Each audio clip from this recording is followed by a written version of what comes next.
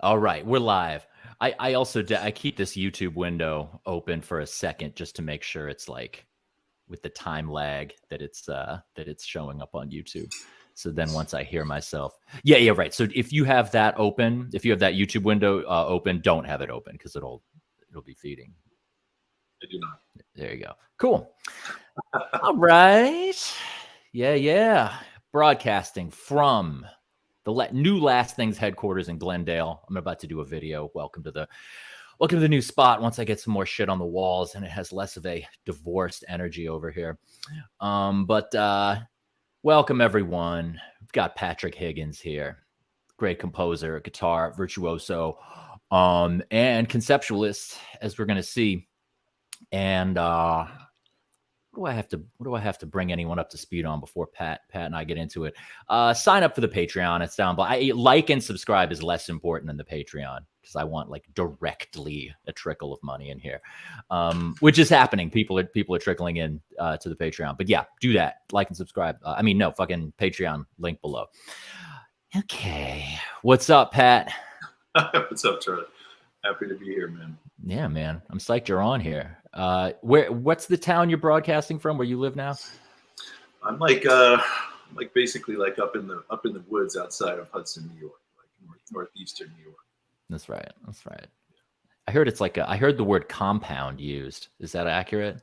That has like it has connotations that are probably not accurate. I'm just very much on the like rural farmhouse moment here. Right. Digging it, you know what I mean? Yeah. I mean, there's a sense of readiness though, right? Definitely.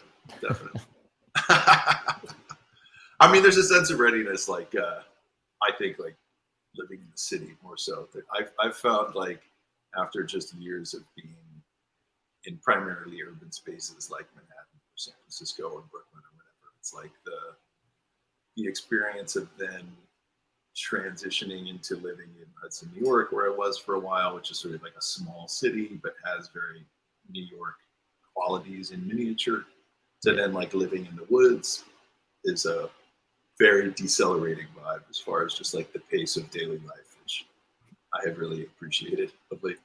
Yeah. You did it in steps, kind of, right? Yeah, New York. Yeah, because you're in New York originally, right? And so yeah. And what where you went to school in San Francisco, or when were you out there? I forget that. I was there in the 90s. I went there for high school. Oh, so right. You did like boarding school, right? Or yeah. Well, we moved, like my family moved there. So It was like, wasn't like a boarding school, but like weird kind of just like left-wing hippie, but very intellectual, like a little private school in Haight-Ashbury. Yeah. It was dope. Yeah. Sick. But I missed New York, man. I was happy to come back. I came back at a very like unpopular moment to like go to New York, which was also just in a weird way. It was great timing. It was like post 9/11 immediately. That's when you moved back. Okay, yeah. I'm going back.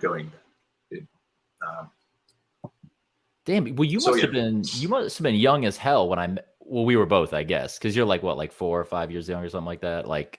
So you graduated high school in the early aughts, right? So yeah, 2002. So yeah, I met you in like 2006. I mean, so that's like yeah.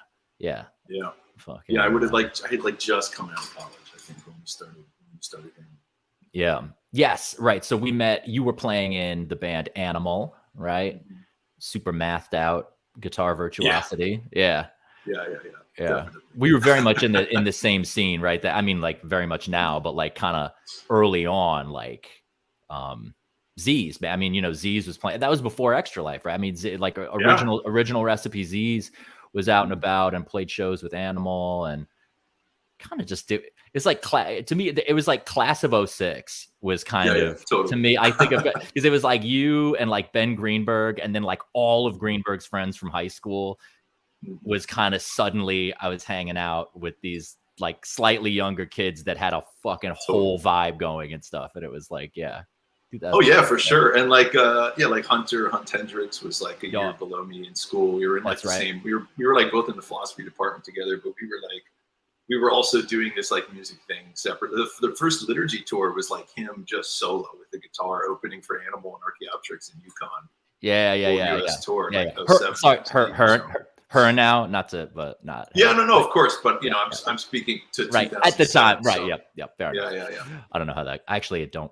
Anyway, yeah, fucking right, liturgy. Oh, okay, right, because you both went to Columbia. That was where you were. Yeah, she was behind you. Yeah, yeah, that was an exciting time, man. It was, yeah, and then I mean, people watch, people who are tuned in right now know Pat's music almost undoubtedly, but for those who don't, yeah, I mean, at that point, Pat was doing Animal, and then you were in Z's starting in 2012, next phase, right? So it's like I was in Z's guitar and then left, and then Ben Greenberg for a couple years, and then Patrick.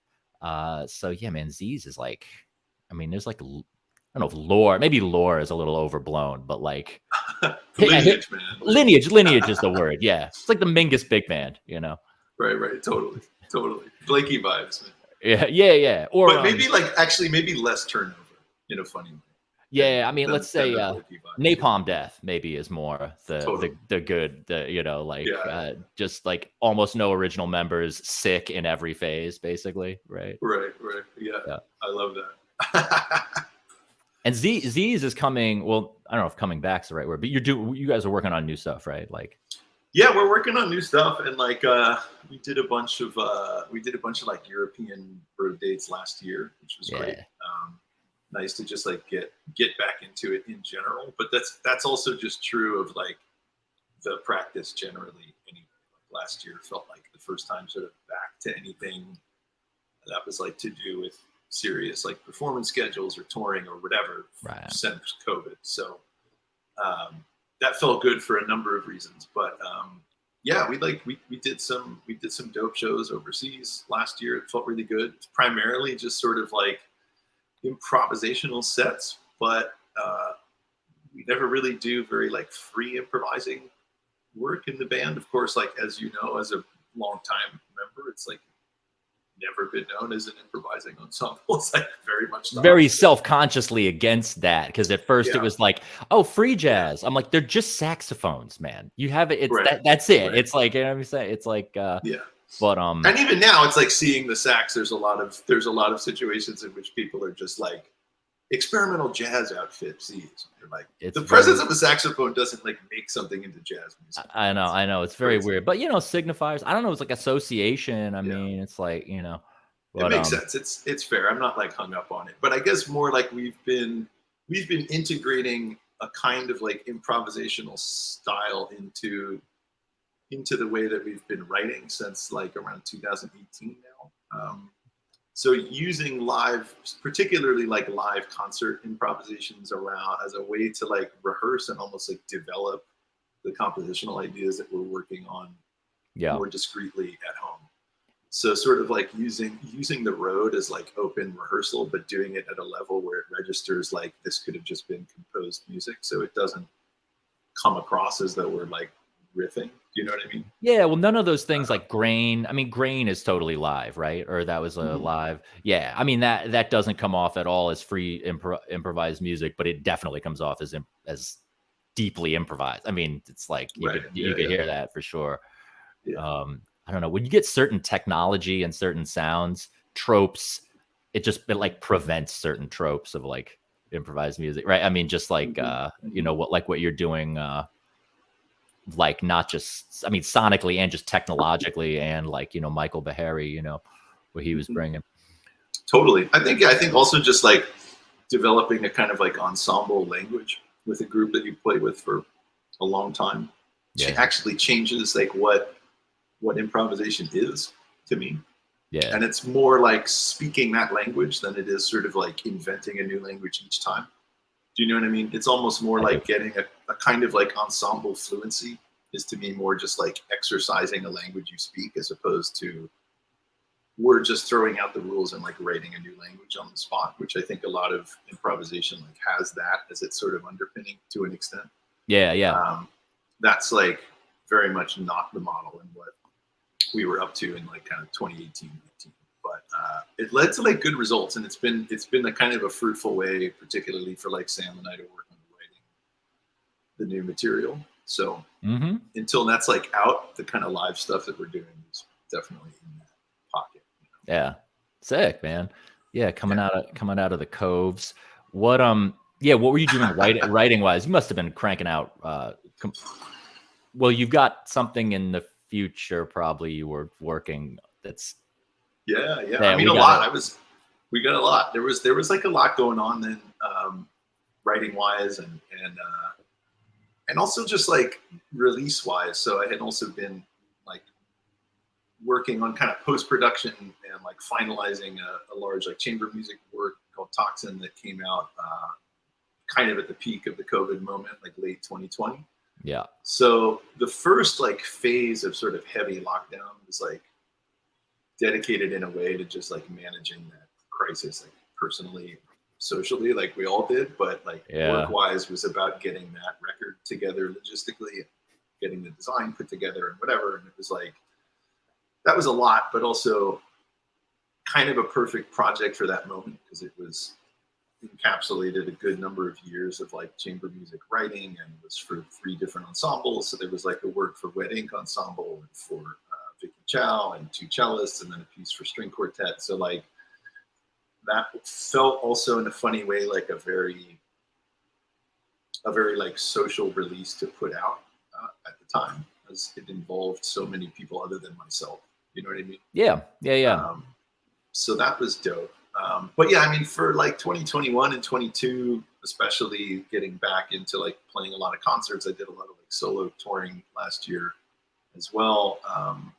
It was much more about like getting my own new material organized and ready to go. A lot of that was based around like some commission pieces and things like that. But I always like to try to sort of turn those opportunities into like ways to focus my thinking towards like what the next record or sort of like statement of recorded music will become, you know? Yeah, you got to get like maximum mileage out of everything. You know, it seems like sometimes chamber music or classical type stuff, or classical, but it like it's I think like a lot of people don't like wring all the droplets out of those possibilities. Like, I mean, a lot of the times stuff doesn't even get released, you know, it's like people are just fine with it, you know, and it's just like, man. Yeah. I mean, it can die on the vine for sure. And that like, I guess to me, it's more like I'm interested in, I guess if you're talking about like works for other people or works that that's what I mean. Document form and shit. Yeah. Like that. I don't know. I'm interested in the way that those also like change and evolve vis-a-vis like what they mean years after you write them. I think there's also this sense that it's like if you write a string quartet in 2013, like what possible relevance could that have to 2018? And it's like that's such a false problem. To me. Wait, is that a sense? You mean you get that sense in your head, or like on some like neurotic shit, or you mean people people view it that way? Like, I think that there's some sense in which like for what's the word? I guess for like a record cycle, having to do more with like bands or pop artists, there's this sense that it's like if you've made it this year, it needs to come out, and then you're touring that record, and then that set is like closed down and sort of like the cycle, next? Right? Yeah.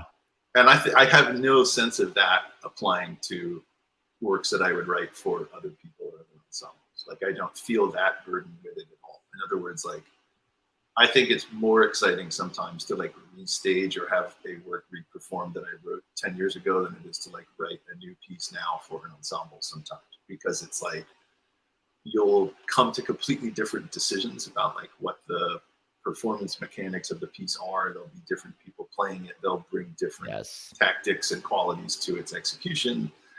And sometimes too, it's like the best way to revise a piece or even like give it new life like years later. You know what I'm saying? That like you couldn't necessarily do when you're in the throes of like figuring out what it is, you know, first iteration or whatever. And in a way that's like definitely something I feel in my like solo guitar and electronics work, and in a funny way with like Z stuff to an extent. I guess it's more like that's probably more of a problem with like shelf life record cycle vibes there. But I think like the extended life is like an interesting question in music. Yeah, well, I mean, that seems like that's the only way, like, the idea of having like an album cycle, like hitting it hard for a year. I mean, you can't tour. Well, I guess chamber ensembles do tour, but it's like, you write a piece, like even if it's just immensely successful within classical music, yeah, you're not going to have a year of like, whatever, like, like the band of the year that got all this press just hitting it hard and like going around. I mean, that's like never going to happen. You get like a couple of like huge ass concerts. So, yeah, you gotta, yeah. But like you're talking about 10 years ago, maybe this would be a good segue into Toxin. Well, the record that has the newer string quartet and Toxin, it's like, because I was like comparing that to, I mean, I was checking that out when it came out, and then in 2020, and then revisiting it recently. But the string quartet, that record that you have for the string quartet number 2 with Glacia on it, from like, that's like 10 years ago now. I mean, that I had heard years ago, and I think I saw a performance of one of those pieces, and I hadn't listened to that since then. And I was like, damn, this is like really different. Like, I mean, really the parts of it that are more similar, but it's like dealing with almost totally different concerns. And then right before you came on, or right before we went live, I was saying this to you. I was like, are you down with me saying that these things are very different, or do you insist that they're all really the same? Because I was saying I'm the kind of guy that I have some pretty like mad, like compartmentalized, vibes going on, and then other people don't like that. I mean, some people, right? Yeah, I mean, some artists some artists don't like the idea of compartmentalizing and stuff. I mean, do you see? I don't mind compartmentalizing at all. I think in the case of like that particular string quartet work, that was also just written during like a really different sort of like phase of stylistic and theoretical concerns, and like the other shit to me is also just more mature and more fleshed out, and that is utilizing different kinds of like vocabularies and like command of musical ideas than I had when I wrote the earlier pieces. So like, I think that's also a deep thing about having like a recorded catalog, that it's like, I love that you can go back and hear an earlier quartet and be like, damn, this really doesn't. But by the same token, like neither does Bartók 1 and Bartók 5, if you're talking about string quartets, right? Or like any of them. So yeah. Like to see even, or like where Beethoven's getting from string quartet 3 to like 15. You're talking about like oceans of like artistic and spiritual development. True. Bartók 4, dude. That was very early classical music for me. I was like, yeah, I like Helmet. Here we go, Yeah, but, absolutely. Yeah, man. But I think also, yeah, like the pieces on Toxin, I spent a very long time writing, which was like a kind of a unique experience for me at that time, I guess. Like they just took a lot longer for me to get to the position where I felt like, yes, I want to like commit these to a recording. They had also been like performed a lot in different ways over a number of years before they were recorded, which I think helped actually like solidify the score. So that string quartet, for instance, I think I like finished in 2013 and it was performed a lot. But then by the time we recorded it in whenever 2017, the score had changed a lot. Yeah, tightened up a lot. You know what I mean? Yeah. Not like in its nature, but certainly in its like details and its sense of how to sort of like balance its own ideas with its style and with its performability and all this sort of stuff. Yeah, it seems like you got some like there's like some stuff. I mean, maybe improvise isn't the word, but like stuff like textural and gestural stuff, right? Especially with the high like violins that seemed like they rely on performer personality maybe a little bit more than some of the older stuff. Was that Modney that's Modney, who plays this, like Josh Modney, violinist now of International Contemporary Ensemble and Wet Ink, then of Nivor's Quartet. Yeah, he's got like a kind of 2 little cadenzas like baked into the first movement there. So those sort of like stipulate like registers and sort of bowing techniques, but it's really like a semi-improvised cadenza like what's happening in the other three voices on those two sections. But Yep. there's a lot of those are like the most sort of obvious moments of that in that piece. But there's a lot that is built into much sort of smaller mechanisms of that string quartet number 3, that relies on kind of like ensemble virtuosity to like contend with little notational puzzles or sort of like invitations to solve a problem that could have a different solution each time. So it's not quite something like open graphic notation inviting you to like jam out, and it's also not entirely just hyper determined formal sheet music. Most of that piece is the latter, but Yeah, there are it sounds like that. lots of these little moments in which like part of like what I was also trying to like develop, and at least for me for the first time in my own writing with that, was like, yeah, developing like a different kind of fluidity with using sheet music, and something that relied more on like the particularities of the performer rather than like the abstract ideal of what this piece is to me. And I found that sort of like by grounding it in the technique of like the individual or the group that you're using to like premiere it or develop it with, you're able to like make very different decisions because they're grounded in like the particular techniques of doing something. You know? Yeah, totally. I mean, like notation is a technology. I mean, this isn't that crazy an idea, but I mean, you know, you write stuff on paper, man. It's like working in Ableton or something, or just, you know, it's like it's like a DAW or whatever, you know. So Absolutely. I mean, it's, and then it's like, it's like, how much do you work with that, or how much do you want to like transcend that to make it like this transparent thing where it's not playing me and I'm just purely doing my ideas through the notation versus, you know. But then it's like, you know, your guitar work, your solo guitar work is like just so different than, you know, which is not, it's like not surprising at all, because you're dealing with technology that people would call technology, you know, versus the awesomely arcane technology of written you know, that should we play a little Toxin, man, or should we like that'd be sick. Absolutely. Or should we do Toxin or the string quartet number 3?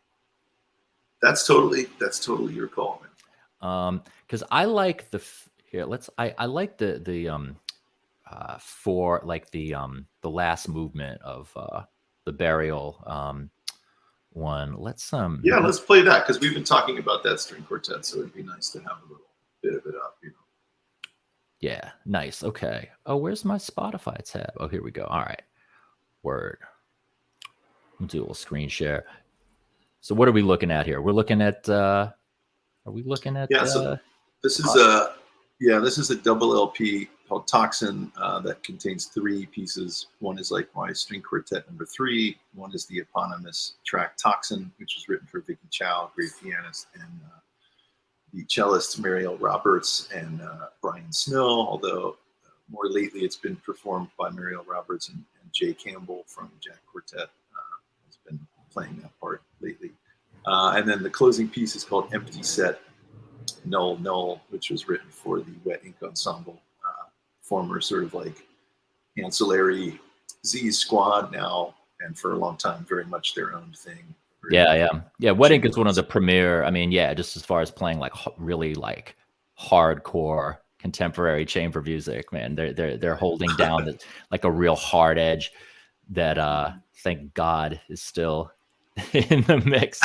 Let's let me see. For some reason, I'm not seeing I'm only seeing a black screen on the thing. Let's see if we can. Are you hearing that right now? I am not. No.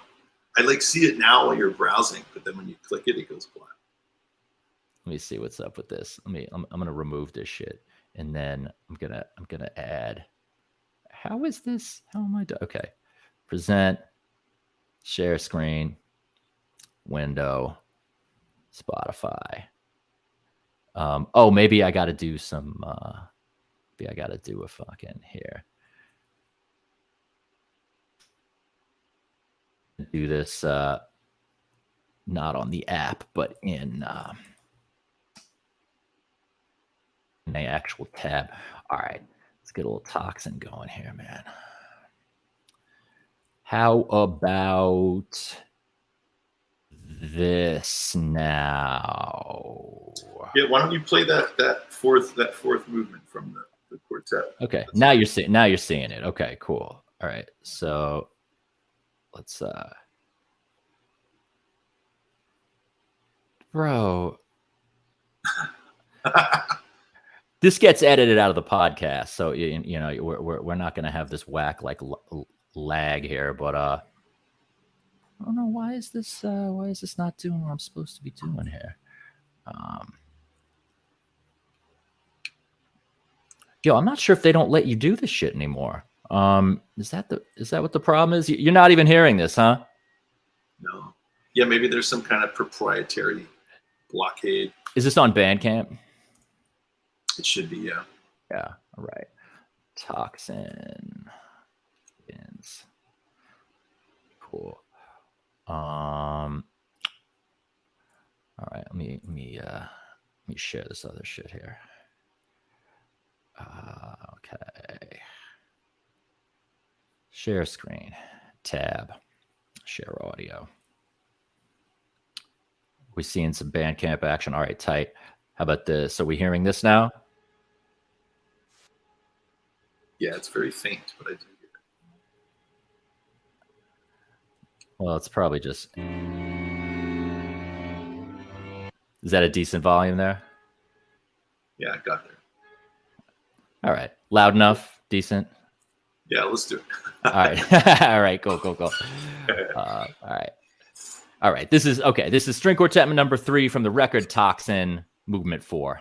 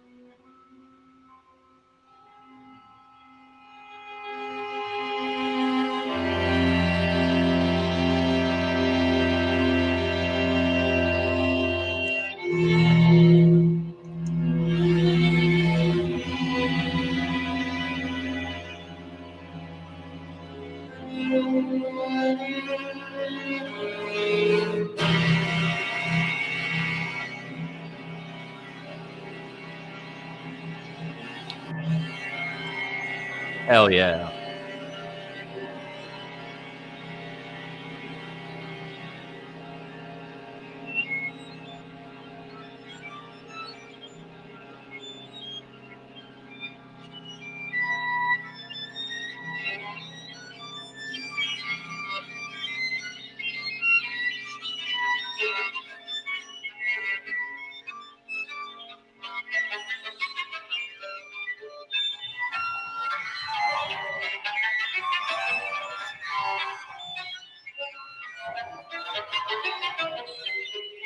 Yeah, that's got to be the semi-improvised, right? Guided a little bit. No, that's notated. This is all like super teched out through here.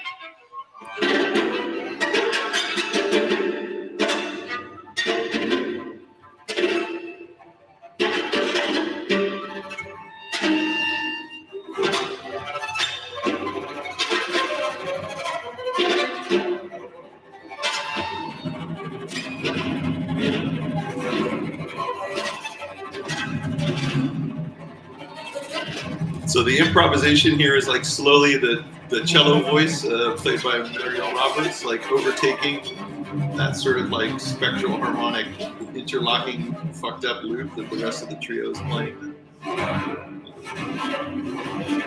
But so this is sort of like a guided improvisation for cello. There's everything else like crossfades beneath it. Mariel is so brutal. So good. Mariel Roberts. Yeah. We're talking about doing some kind of project in the fall. Hell yeah.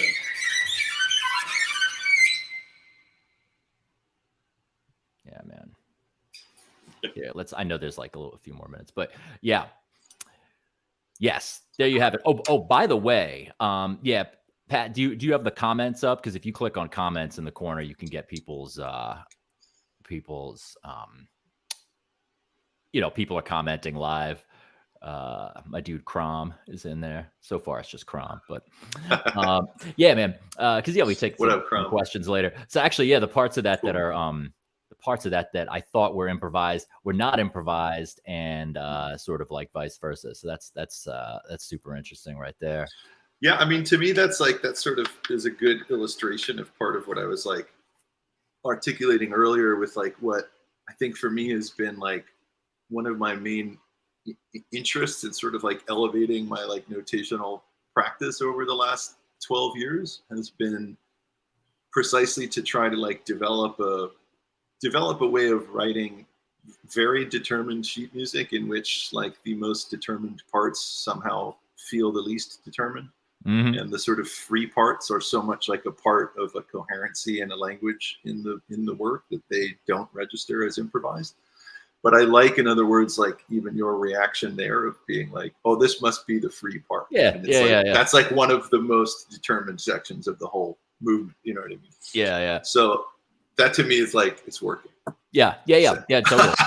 I mean, but the thing is, I mean, we're gonna get to your solo guitar stuff, but like this, and maybe other parts of the string quartets here, but like this is, really like note oriented. I mean, it is really like I mean, up until things start to get gnarly there. I mean, it's like it's like classical. This is like counterpoint, like someone who is like it's a straight up it's a tonal fugue.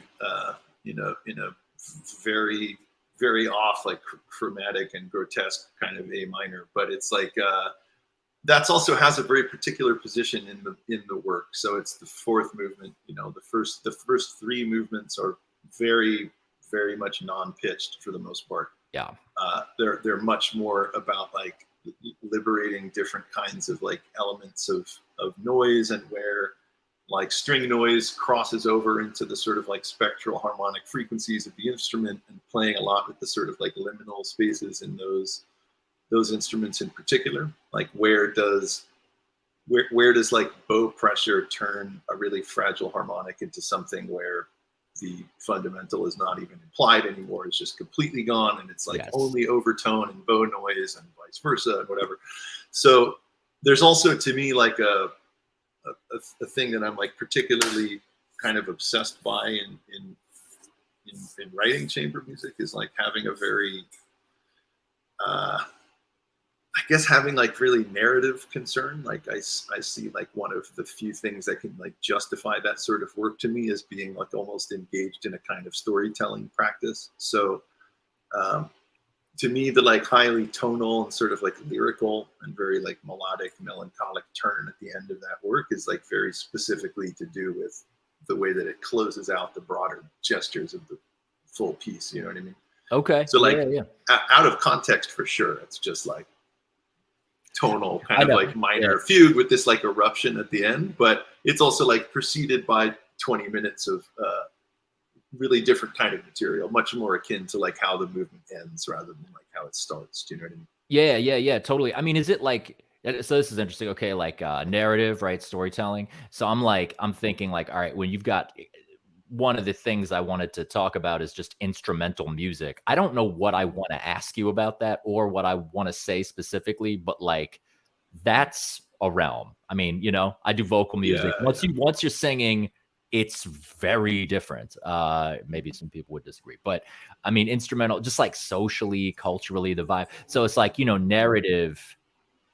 Like when you say narrative, I could think of that two ways. I could think of it as like narrative, like literally programmatic, like this, like trying to like a tone painting, tone poem, like, or I could think about it as narrative where it's not actually trying to conjure up other things, but it's narrative in the sense of like a form, even if it's just abstract, pure sound. It's a narrative just in that there's like a going from one place to another, Totally. formal thing. Because I'll say this, like when you like the fugue as a form and just like that kind of, I'm calling it classical, is like the most crude vibe, but like that's a very horizontally, like it's like a fluid, like I could think of that as like narrative, like a fugue form or sonata form or whatever. Whereas like the stuff you've got earlier is like these like blocks of like stuff and then more blocks of other stuff. It's got a Stravinsky kind of formal thing. Like, I mean, it's like less, I think of the word narrative less with the earlier parts of it. But yeah, I don't know. What do you like? Yeah. When I'm talking, I think it's, I mean, it's, that's like that's such a like a big sort of conversational and like theoretical topic in general. Like what is the narrative? I guess my sense of it here is that like, at least in my work, I see it like I'm concerned with it to the extent that it's very depersonalized. I mean, it's like removed of persona, and it's removed of like the presence of like dramatic actors. So yes, I don't see it as being a thing about like prosecuting some sort of like tale in the sense of like program music or like having leitmotivic things that stand for certain like functions of personality or bounded little desires that you might call like character arcs or whatever. Yeah, I didn't think so, but maybe. Yeah. I mean narrative more in the sense that it's like I want those pieces that I write to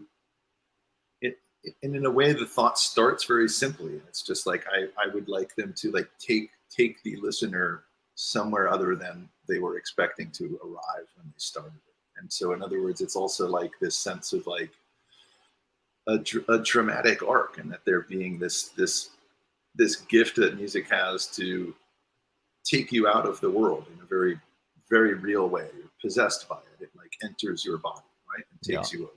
And it in that is a kind of like profound movement, profound kind of motion, but one that is, to me, at its best, very depersonalizing. It's about like almost whether you're entering into what you imagine somebody else's mind is or not. Like to me, what's more interesting is that you're entering into another space and you're being like taken over by different contours, different sort of like determinations about what it is that you expect to encounter and how you navigate it, and how the decisions made to contend with a particular decision or experience are so different for everybody that the thing with the work of music is like those decisions are given to you. You as the listener are not like participating in it to the same extent. You're along for the ride. You know what I mean? So I think like to have to have a concern for like storytelling or some kind of dramaturgy in that, to me, is also more about like make that make that experience profound for somebody. Like, to me, that's almost, it's also just a sense of like being sort of like concerned with the time that you're taking up for somebody else and listening to it. And the question is, to me, The is consideration. like, you know what I mean? Like, It's, you know, writing good music is just polite, you know, it's just common decency. Yeah.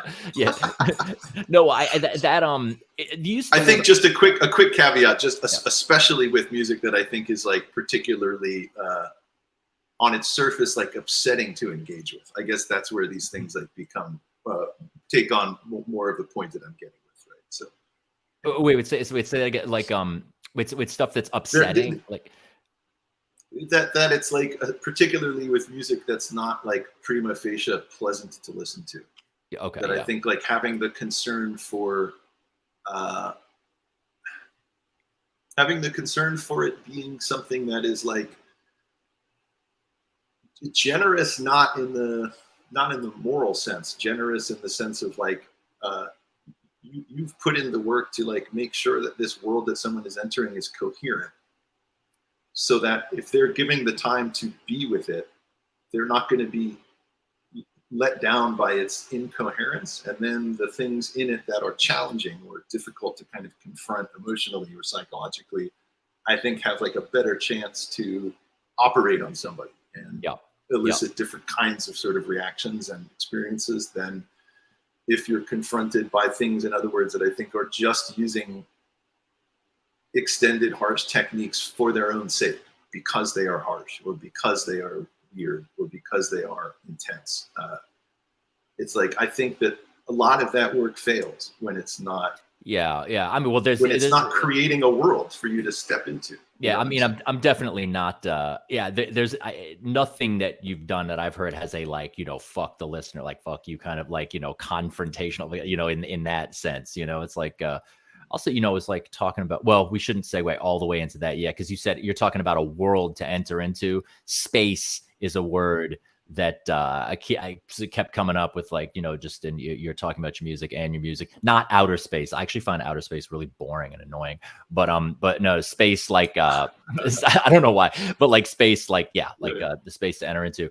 But yeah, I mean, but you know, use the word arrive, you know, talking about arriving somewhere. I mean, that is like a really particular way of dealing with time, or imagining that people listen, because like any amount of time you sit with music, it is narrative in the sense that time went by and you experienced like whatever. But, you know, someone like Feldman or Drone people, I don't know, Phil Niblock or something. I mean, some of these, Luigi Nono, like, just, there have been a lot of composers that I hear a little bit in your stuff. I hear some Feldman, not the sounds, but in the first few movements of it, this sort of like these like little zones that then, and then there's like another zone, and there's like some kind of hard cut or like semi hard cut.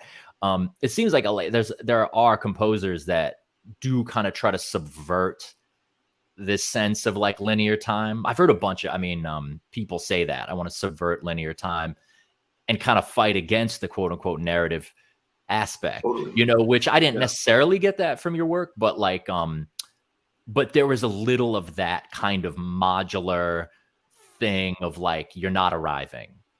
Yeah. Like I was hearing some quote, like not arriving type new music stuff in the beginning, but see, I may not have been listening to this enough.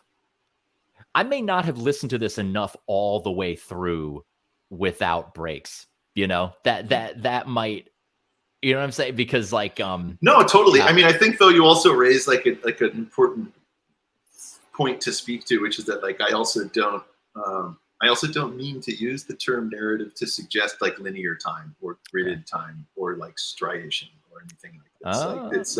It's like striation. Yeah, it's like I think of narrative like composed in a composerly sense of like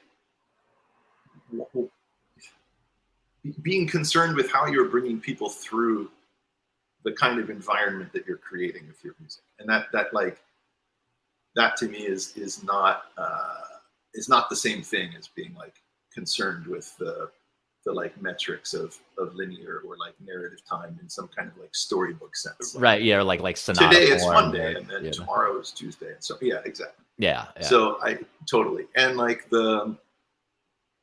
definitely a lot of the like devices and kind of like organizational features of the first three movements, the first two movements of that piece especially, are very much like these little repeating modules or cells that click together at different durations and different intensities and so on. But that's also, of course, like itself a quality of narration, right? Like you would be hard pressed to say that like Ulysses is not a narrative novel, even though it takes place like inside Leopold Bloom's mind over the course of 24 hours, right? It's like, does that become less narrative because it's not like a Bildungsroman that Charles Higgins write over 10 years? It's like, of course not. So, you pick like the thorniest example of the entire century, It's like, no, you got to know this is that. Of course, you want to choose the limit example. Yeah, totally. Yeah. How hard do you go with that piece? What is that Ligeti piece? It's like the chamber piece for 13 instrumentalists. Do you know that one? That's one of my favorite. That's one of my favorite. I mean, I go really deep. I go really hard for Ligeti, like just in general. Yeah. Just a huge fan. Yeah, it's like super moduled out, celled out and stuff. There was this book, like there's some book I fucking read in college. I can't remember, or maybe an essay. Some guy was talking about how the fact that there's I don't believe this, but it's like a really interesting idea. Like the fact that music uses perfect repetition. I mean, just like the basic fact that like in a Mozart sonata, there's like a double bar with double dots and you go back and repeat. He was saying that like that just makes music basically not narrative and not discursive and makes it a fine art like architecture or a painting or a rug or something, like Feldman says, a rug. That's sort of like a weird thing to say. Like, it's not narrative because it repeats. But I thought it was like interesting that someone would even say that. Because, like the idea being like, if you read a book, they wouldn't just copy and paste, chapter 1 again, unless it's like Burroughs or something. But I don't know. Right. No, absolutely. I mean, I think that's also, that gets to something like, I think like important and profound about music, sort of like existentially, vis-a-vis like the existence of music, I mean. Yeah. But like, I'm not sure that's like not the crux of my concern with how I'm doing. Yeah. Do you know what I'm saying? Yeah. So like I definitely feel that, but again, I'm also specifically not trying to write narrative music in any kind of like deterministic way. I guess I mean more just like I said, it starts with a simple point, which is more like I want to be telling a story with these pieces, and that is more to do with like explaining why I particularly wanted to like locate the first kind of like really lyrical and more obviously like melancholic point of the work at the moment that it happens. It's like starting the piece, in other words, with something like that tells a different kind of tale, right? Of something going from like coherence to eruption or some kind of liberated decay or whatever. Liberated decay, like, dude. Yeah. Versus like starting with these kind of like interlocking and self-defeating cells that are really like problematic and fucked up from the beginning, but create their own kind of like coherence and beauty, but are like very challenging. I think, like, they're just spitting. Somehow getting from that to like all of a sudden we're in this like pseudo A minor fugue at like 40 BPM. It's like, what the fuck is going on? That to me is like just interesting dramatic. Yeah. No, absolutely. Maybe the simplest way to put it. Well, yeah, no, it's going from stuff that sounds not dramatic to stuff that sounds dramatic. That's the drama, or right? It's like that's the kind, yeah. It's funny. I just realized I just realized like sometimes on this podcast, for better or worse, I like latch on to some word that someone said and start throwing it in their face like a girlfriend in a fight. You know what I mean? It's just like you said one thing. That. Yeah. You know what I mean? It's just like, but that's, I mean, what's I going to say? This is cool. This is cool to hear you talk about, just how much you consider the listener in what you're doing, because you can't totally control that, but I certainly care about thinking about the listener. I also am interested when people have interpretations that I never would have thought of. I'm interested when people aren't feeling my music. But it's a certain And I guess for orientation. me, like it is, but I guess for me too, to like elaborate that, it's like when I refer to the listener, that's usually me. It's like I mostly am writing this music because it's shit I want to hear. I want to like write the music that I don't hear yet in the world. And so like the listener is kind of this position to me. It's like this structure. It's the other that is like entering into the experience of passively taking your piece, right? Yeah. Being taken over by it. I'm less concerned with like I gotta make sure that there's like an A flat in this bar because these cats are gonna not like it. You know what I mean? Right. It's more like I think of it from. I try to think of it from the position of like, what is this like to listen to? And it's usually like me in that position when I'm thinking. Yeah, about no, totally. I mean, I feel like I'm like not remembering who said quotes, but I think it might have been Branford Marsalis or like some it was a jazz cat. It might have even been Winton, but someone was like, do you make music for yourself or for the audience? Because they were talking about like avant-gardeness or something. And the musicians said what you said. They said, well, the first listener is me. So yes, I make music for the audience, but I start with me because I'm the first one hearing it come out of the horn, So that's like kind of what similar to what you said. Yeah, man. Like who I also reference point? Are you a Schnittke fan? How into Schnittke Yeah, are totally. you? I was listening to his viola concerto a lot. Okay, don't know it. Yeah. Fierce, beautiful piece. That's really worth checking out. Super fucking melancholic piece. Yeah. But yeah, Schnittke's rad.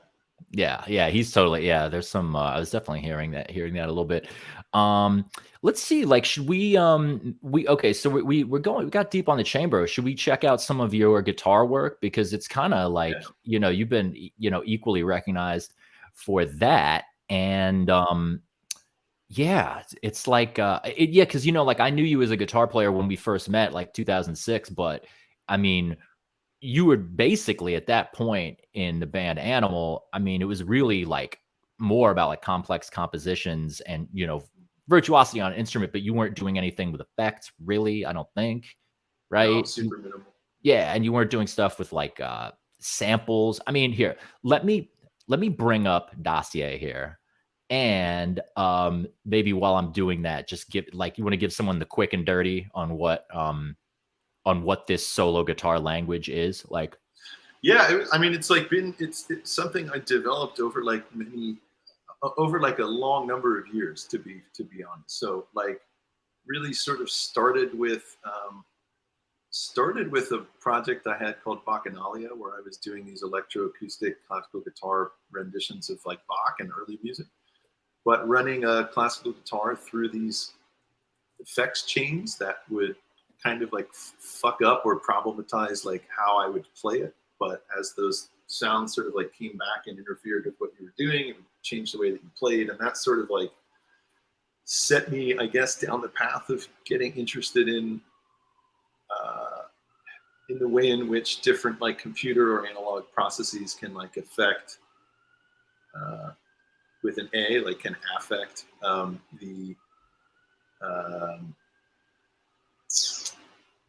affect the sort of like quote unquote like virtuosic side of guitar playing, and how it can undermine it and transform it. I'm really not into like effects pedals as a thing and as sort of like a sound. I think usually they really sound bad. I don't really care for that as something to like lean on. And for me, like this shit is also all played. Like this record in particular is like in one continuous take. It's a pretty through composed record to a large extent, but all four of these pieces are performed in one single take with no overdubs. Yeah. So it's like this whole rig like flows from performance technique. And so it's like over many years, I like developed a way to use a wireless MIDI pickup that is like communicating with software on a laptop that does sort of 3 different things all live. Like one of which is I map different samples onto discrete like chromatic pitches on the fretboard. Yeah. That allows me to like play them. But the other thing is it's taking like MIDI control values from what's being played and using that in different instances to like affect parameters on soft synths and different like synth patches on the computer. And then in the kind of analog world, it's taking an actual just cable signal from the guitar, which goes into a volume pedal that I really use as a splitter to get 2 discrete lines out of it. Yeah. One of which goes through a delay chain, and the other which goes through this kind of like synth engine chain where it goes into these like voice shifters and pitch shifters and kind of crackly, like more noisy stuff. Yeah. But so the whole practice was like almost became this kind of like one-man band vibe where it's like, how can I do these full, like really elaborate, immersive, like orchestrations of a live guitar set, but do it in a way that's like super immersive and pummeling and is really like I don't use amps. I stopped using amps in straight direct. Okay. Straight direct, yeah. 9 or 10. So it's really like into a house system and relies on like subs and big speakers. And you're not using any, this is loop pedals, right? Which, right? I mean, this is the thing, no offense to people who use loop pedals, but that's like for solo guitar, experimental music. It's like always, I mean, not always, but like, there's just it's such a thing, you know? So it's like, yeah, like you're not, it doesn't deal with repetition in that way. It doesn't lock in. Let's listen a little bit. What which track you want? Well, they all sort of like exhibit different things. I mean, maybe like maybe playing Pitch Black, but starting it kind of like 3 or 4 minutes in. Word, yeah. Let's do that. All right.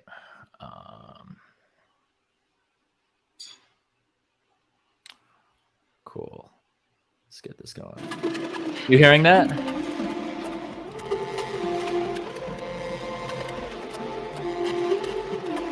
Yeah, it's a little like thin, tin canny, but that's probably just the streaming vibe. Wow. Yeah, it's like definitely super compressed. That's probably what the problem is. Yeah.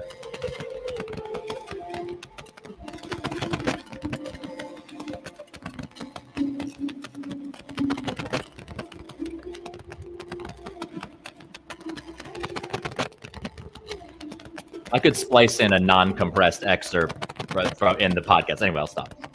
Yeah.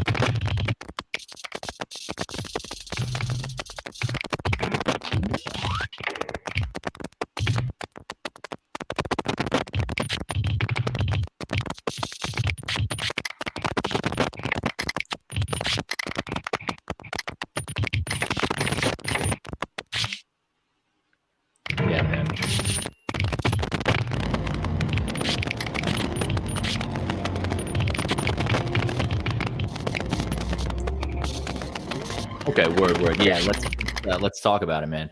I mean, we could listen to the whole track. Yeah. We could go super deep. Yeah, man. It's funny, this is like the most superficial right off the bat observation. But when I first heard this, when you sent me this record, like when it came out, I was like, this is really hi-fi. And like I know that's like a that doesn't like say that much anything deep, but it's like the harshness of it is there's a crisp. I mean, it's like the crispiness of these sounds was striking to me. Like Yeah. like just the harshness is not coming from a blown out Totally. it's not like grimy, you know what I mean? It's crisp and like harsh in the ear. Yeah. Yeah, I mean that's definitely like a big part of my practice. It's like I've been a record producer for the last decade as well, and ran a very large recording studio for a long time. Yeah, we didn't even talk about that. I should have mentioned that, man. Future past, yeah. Yeah, no, it's all good. I mean, but like definitely, I think the way in which that like influenced me as an artist is really profound, and I'm like really grateful for that. But definitely, I think like entering into the conversation about audio vis-a-vis like learning it and getting like a mastery over how to do it, how to like really produce records in an old school way. Like, so this whole record was like recorded on analog gear, like straight into a vintage Helios console, run through tape machines, like the whole nine. So it's really about like capturing live performance and like using the audio to get out of the way. In the case of like starting with really strong sounds like this has, like the benefits of something like computer generated synthesis or like really high quality samples and then like guitar sounds, is that you're starting from a position of like high fidelity already. So yeah. The way the record was produced was really about like having the electronics like of the recording process get out of the way enough that these were able to just like hit the tape very directly, as it were. And then like the audio work was much more about like sculpting the mix to give like a really three-dimensional enveloping sense to it. Yes. Dealing particularly with like frequencies and the sort of like depth of mixing frequencies and the different layers that are all going on there to create like really spatialized sound. Yeah, man. Yeah. No, because the word space, I keep coming back to it because we'll talk a little bit about social space and kind of what you were meaning there, but like space in the music, yeah, this is very 3D. I mean, it's I'm listening in headphones, so I'm getting that as well. It's like something that was kind of interesting to me is like there's a lot of, I don't even know if you're influenced by cats on the tip, because it in a certain way it's another world, in a certain way it's not at all, but like the kind of like so the thing is, I actually don't go super deep on electronic music, like knowing all the subgenres, but like that like Triangle Records stuff from the past 10 years, and like cats like, I don't know, like Rabbit, Low Tick, this the really like stuff that's maybe coming out of like post club stuff, but yet you've got like no dance elements to this at all rhythmically. And the way, even if you didn't know that it's coming from a live semi improvising guitar language, like you could tell that it, well, just the way that it goes down live is like a man with a guitar. That's like a very different vibe than a club, post club guy. What do you? Totally. Where are there connections between like that kind of post club? Yeah, there are a lot of connections for that, for sure. I think definitely not in terms of like style and process, but more in terms of like the social space of like where that material sort of began manifesting most successfully, and where it kind of like took on this different life. So, I mean, definitely like it. I guess stylistically is coming more to me out of the kind of like experimental end of electronic music and sort of like noise and free improvising and kind of like harsh instrumental practice. But Interestingly, like the place that record, which was in development for like years and really by like touring. I mean, sort of like we were talking about with like what Z's has been up to lately. That's like how I developed that whole language, was just by like touring it around the world for like 5 years before I recorded that. You know what I mean? Yeah. So like playing that in front of people for a really long time and doing that basically on sound systems, like on system music and in kind of like club environments, but bringing this really different kind of like performance practice where like one of the things I was really into with that and into developing for a long time was like how to do electronic music that's not just sitting at the computer and doing an Ableton session, or even not just sitting with a synthesizer. Not that I have like beef with that, but more like as an instrumentalist, I was like, how do I basically make electronic music that is grounded in my instrument and in my body? Yeah, and people experience that's like embodied. People experience that way differently looking at that. You know what I mean? I mean, it's like it shows, because I was thinking, well, first of all, actually, I'm surprised, or not really surprised, but I didn't know that you actually perform this kind of stuff in clubby kind of spaces. I mean, it makes sense. You say you don't work with an amp, you're doing it direct. But that's awesome. I didn't actually know that this, like, scene wise or so that kind of like wise, you know.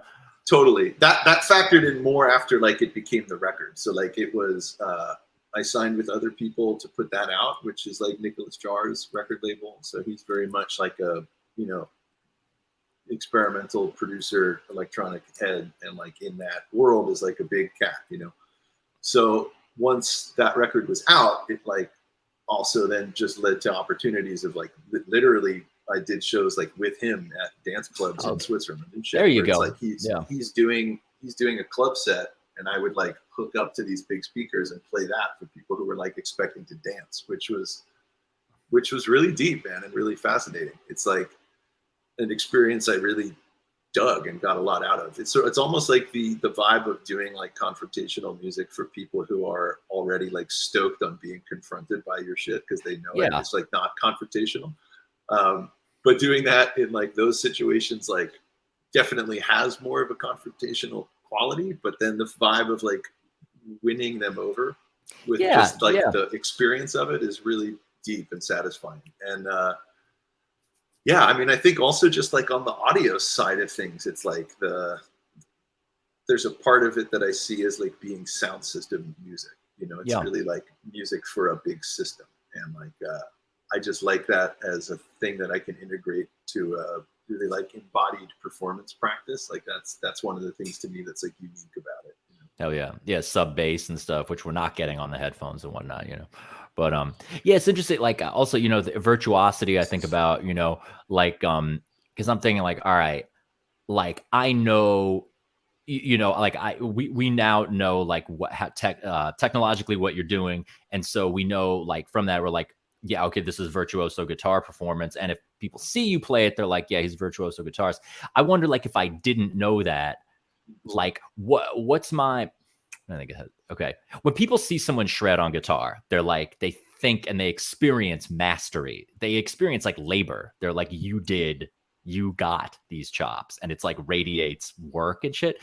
Whereas like with really complex, like deep, like, electronic music that is sound system where the guy's not playing it on a guitar or whatever, like I wonder if people experience that as virtuosity, because like I do, because I know how hard it is to do any kind of music. So when I hear someone like I've been really into that dude Helm. Do you fuck with Helm at all? I don't know. Like I've been, you know, some of the stuff I'm like, yeah, that's a virtuosic production. That's a virtuosic wielding of sounds. But I do wonder if people experience it differently. Like if club people like even think about, you know what I'm saying? Like, do they even hear Nicholas Jar and think, wow, he's technically like chops? Does that read as chops? I don't know.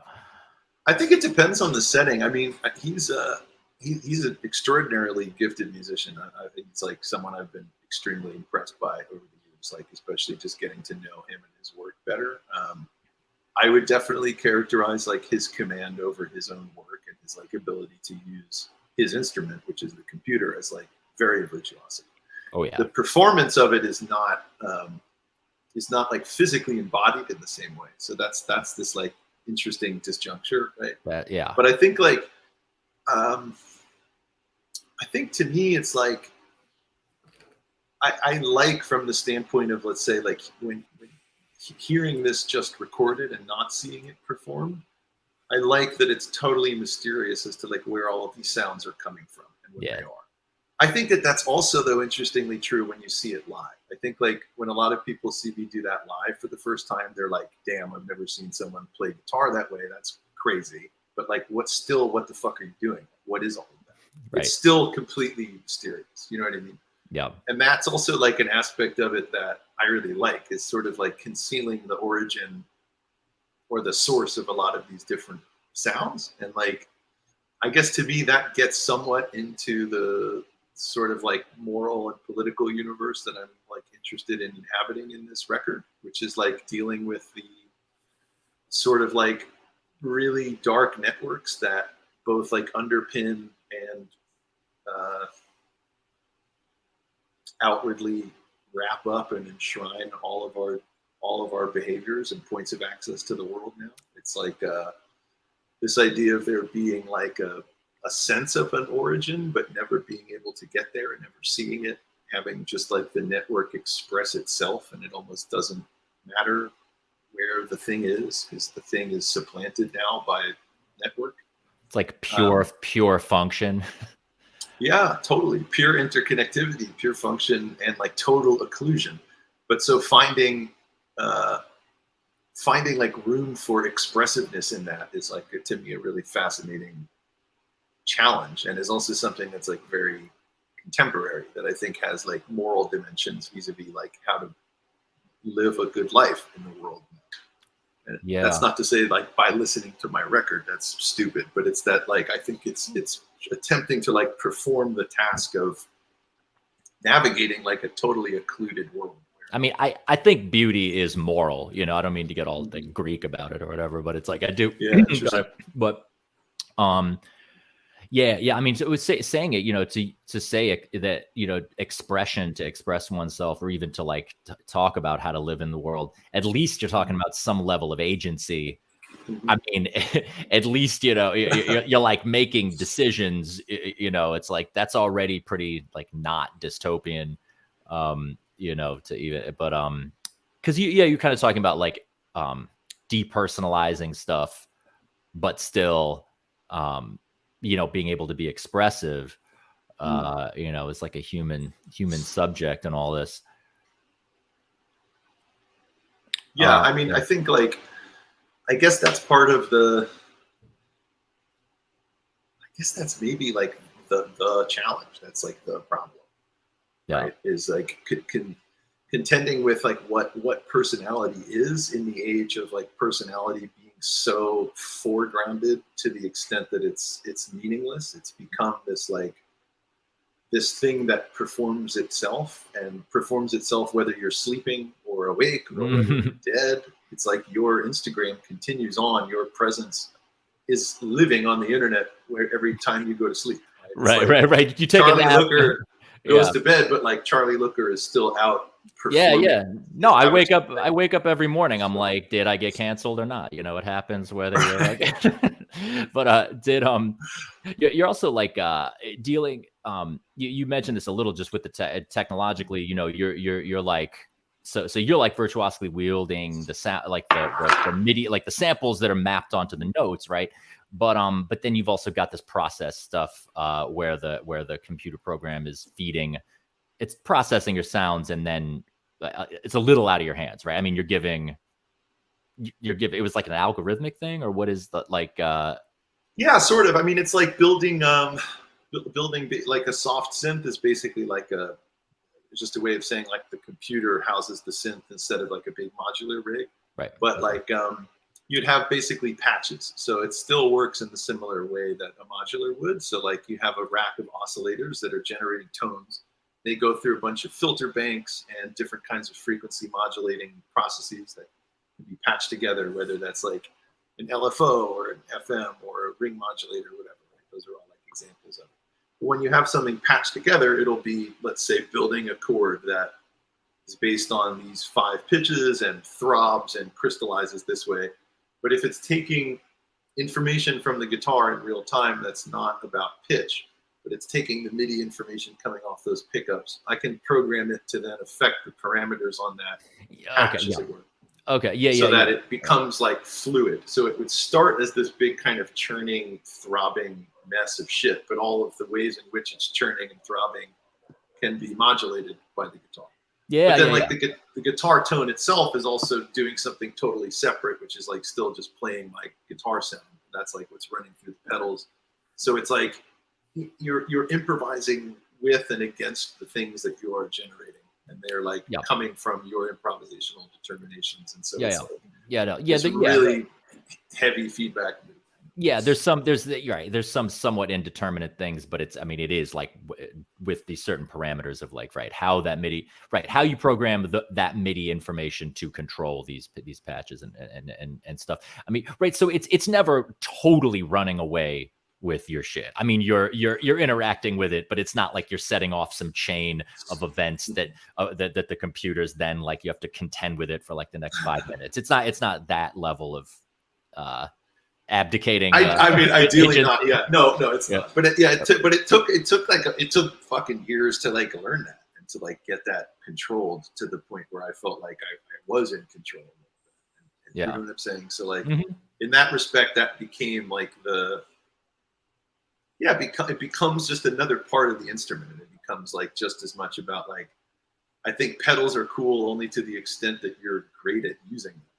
Like the pedal itself is stupid, right? Like the computer itself is not interesting. It's about like, are you using the shit well? That just took a while to do, you know what I mean? But yeah, definitely. And then, that's like has continued evolving now a lot over the last 4 or 5 years since that record has come out. Like I, continued like touring that a lot after I put it out. I did like 2018 through 2019, probably like close to 100 shows around that material, from like Japan to Europe to the US and all around. And like, even though the record was out, I was like playing that set. That also just continued to like evolve a lot. And then after like a kind of 18-month break during COVID, I like started getting back into the guitar and electronics practice, and that's like led to now a whole new body of work that's kind of like following up on the Dossier project that I see very much as like the continuation of that record, or the whole process around it, and my whole kind of solo practice. But I think is like now proposing a kind of different like sonic terrain for Yeah, I'm looking forward to this, man. Dude, how sick is touring solo with just a guitar? You're like not even dealing with an amp, dude. You just show up. Incredible. It's just incredible. Just like the backpack, I get like pedals, laptop in there. I got the suitcase, guitar. One guy, take the money. I'm out of here. Yeah, no, it's very. It's glorious. Solo tour is just phenomenal. Yeah. I did some solo shit in Europe just with an acoustic guitar. That just like singer songwriter. It's just like just an ancient guy just showing up. Just barred it out. Let's kind of talk about. Man, we really are like nailing. We're getting to everything. Well, okay, so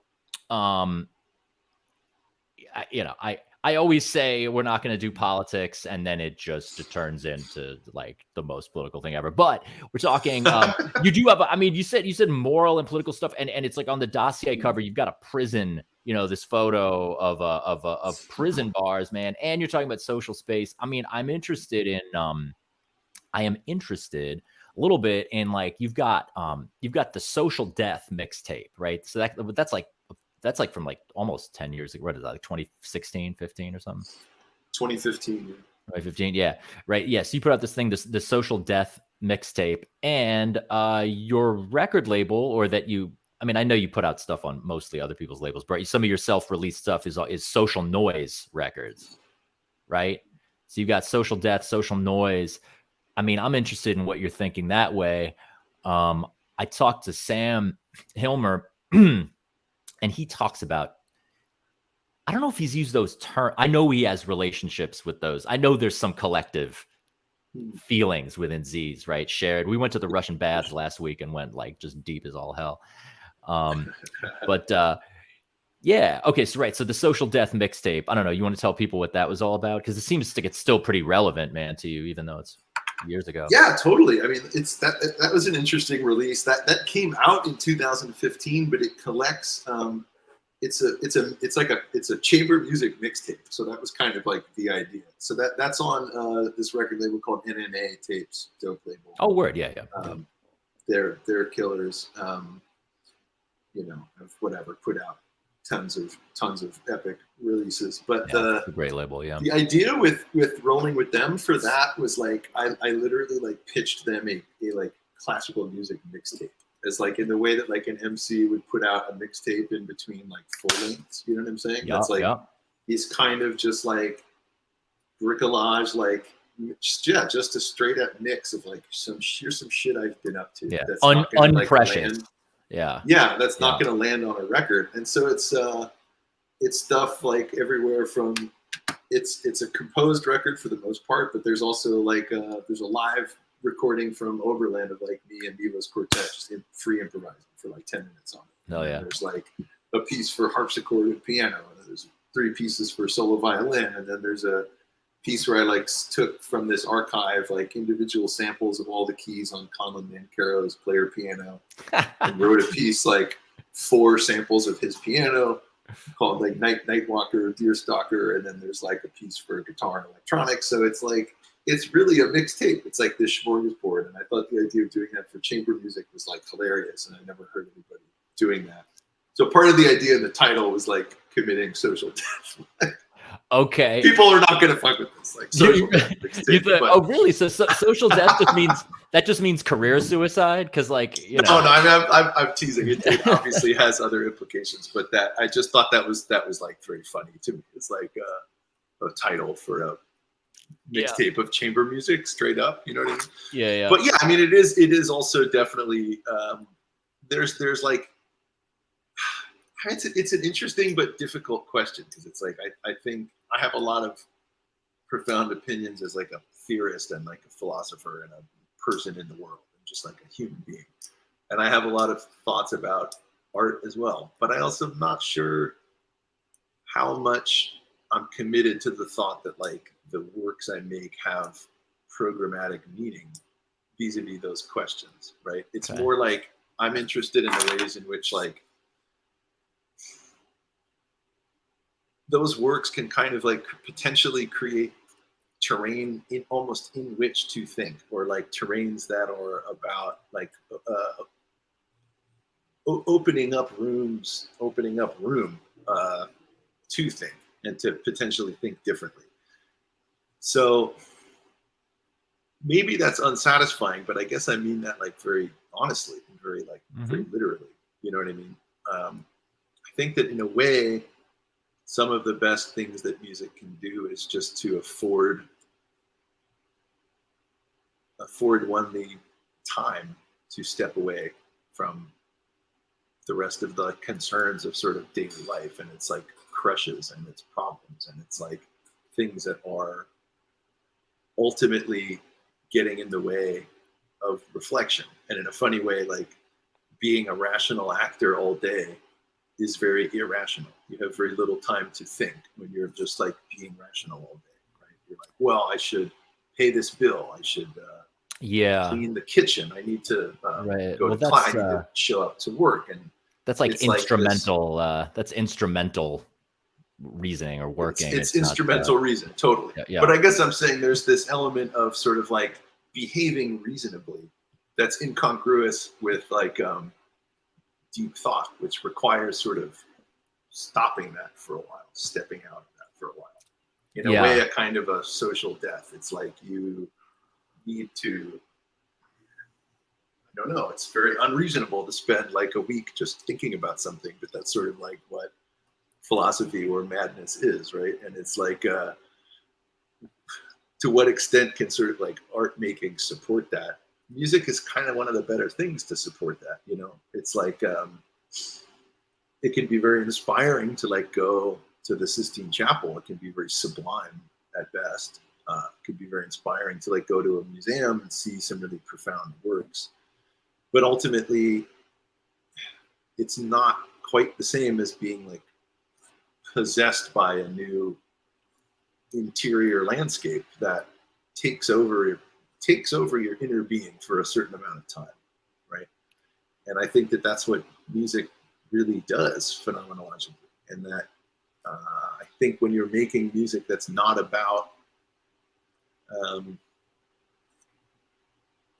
speaking or singing a message, or is not about performing a task like dance, this is dance music, or this is a military march, or this is for a parade, like that's functional, right? It's like the music is at its best. It doesn't always work, but like at its best, that's about creating a different kind of space in which to be with your thoughts, or potentially destroy your thoughts and have other thoughts given to you by like the intensity or weirdness or sort of uniqueness of like this new terrain that you're operating in for that period of time. Yeah. And I think to me, that's where I identify, in other words, like the radical potential of experimental instrumental music at its best. I'm not sure it can do much more than that, but I also think that that's a pretty good thing.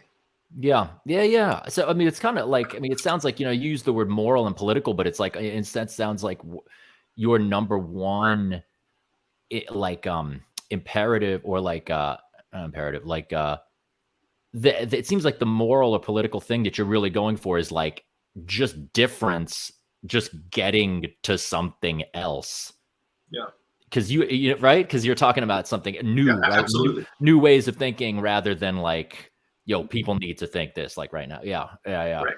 Yeah. So I'm not interested in like telling people how to live or like how to behave in my work. It's like, I think part of like the radical program in a real political sense actually has to be more concerned with like disrupting the pernicious aspects of like unconscious daily living. And I think that music has a lot to do in that challenge, right? Wait, you said unconscious daily what? Unconscious daily life, you said? Or yeah. Just the way that we go about like prosecuting our daily needs is also so much of an impediment to like engaging in radical thought, and also engaging in things like repositioning your own consciousness in the world, repositioning your own sense of how your actions fulfill or don't fulfill how you see yourself as a moral actor, and like the capacity, in other words, to then like begin taking steps to change your life or to change how you behave to other people or other institutions is sometimes not even possible to do if all you're doing is like continuing to engage with them in the ways that you have been. In other words, like there's no disruptive force that gives the occasion to sort of like revolutionize a position of consciousness, like through reflection, through thinking, through experiencing things differently, but also experiencing things through yourself differently, not just like through discourse and debate, which is, again, it's not that one takes the place of the other, but I think that it's like what like great music can do for you. I don't think it's likely that any person who really cares for a musical experience could listen to Stellar Regions through and not feel transformed by it, and not feel like they're deeply questioning a lot of things that they're taking for granted in their daily life. It's a very good example. I don't think somebody could like honestly sit down and like listen to the Heiliger Danke song from Beethoven 15th Quartet and not be totally blown against the wall. Emotionally, spiritually, maybe think differently about, I mean, whatever it is, it's not like programmatic. It's that at its greatest, like instrumental music is this thing that takes you out of the world and out of your body to the extent that it puts you back in the world differently. So I see that sort of like dialectic as really profound, and as something that has an actual moral capacity in terms of like retuning. Less about like giving you a particular moral to chew on, and more like this is a capacity, a moment in which to like do moral work. I hear I don't know, I'm hearing some Genesis Peorage, I'm hearing some Deleuze, I'm hearing whoever that guy who invented temporary autonomous zone.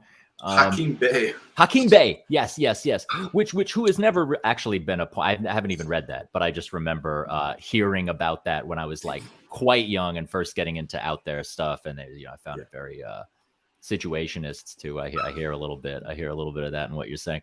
Something like I've so not been on the Deleuze tip the past couple of years, but he did like one of those things. He said something about like, he's looking for a new image of thought, not new things to think, but a new image of thought.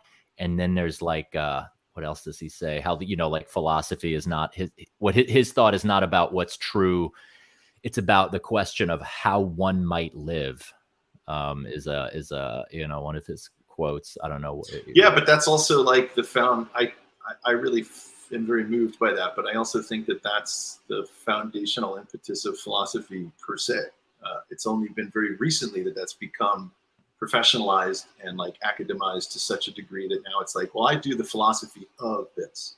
That's almost a nonsense maneuver. That's the least philosophical maneuver possible, I think. Like philosophy is always been, since like pre-Socratics developed it as a thing to get into, this question of like how to live well. Yeah, the good life. Yeah. Capital G, capital L. Yeah. And I think that that's also really then about like, that's precisely about like revolutionizing like the internal mind. And I think like short of just doing philosophical work, there are very few occasions in the modern world to be really reflective and to be alone in a way that's not myopic or narcissistic or sitting there like thinking about your own problems. You know what I'm saying? Or alienated. Yeah. And that's the thing, is that it's super connected. Like whatever it is that it's connecting you to, it's a moment to shut down like your own kind of paranoiac, narcissist, like inward concerns. Yes. Like, let me get taken over by a different problem for a while. Let me like take my mind into like another terrain of whatever, of bliss or problematics or whatever it is.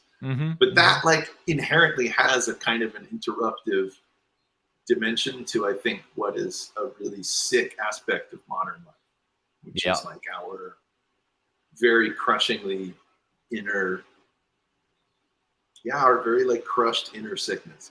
Yeah. I mean, I just still say alienation. Just I mean, totally. Not even necessarily just like Marx alien, but it just in a more general sense. Yeah, I think the joy of thought is part of the good life. It's not just that thought leads you to truths that then tell you what the good life is. It's just the joy of thought itself is part of this. I don't know. You think this vibe of disruption? I mean, that was always a thing with Z's from the start of this thing. Like you use the word confrontational, but you want to win people over. Yeah. I mean, it's you, of course, then there is the arrogance, which I think is good, the slight arrogance of being like, I know what people need, maybe a little more than what they want, maybe like you need this a little bit, that's not bad arrogance, but just kind of like arrogating to yourself that role of being like, I'm going to confront you. You're going to like this. You're going to, totally.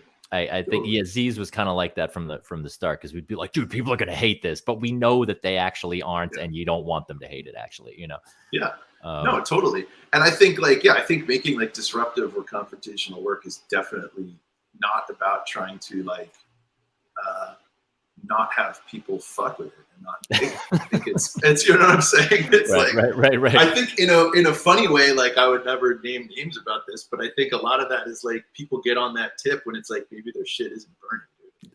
Do shit and everybody hates it. They're like, well, it's confrontational work. Yeah. No, exactly. Yeah. Like, well, I mean, maybe. Yeah, I mean, every time I'm sitting on a studio couch, which now is my own couch, I think every record I've said, cats aren't ready. I think cats aren't ready has been the motto of every single one. It's goofy shit, but you just get gassed up with your friends on the couch. Cats aren't even fucking ready for this. But it's not cats are going to hate this. It's that they're not ready. But I think there's something like profound to that I don't, and like good and true to that. Like, you know what I'm saying? I don't see that as like arrogant. Like arrogance is like a whole other fucking terrain. But to me, it's not that. It's like that's excitement. Yeah. You know no, totally. I mean, yeah.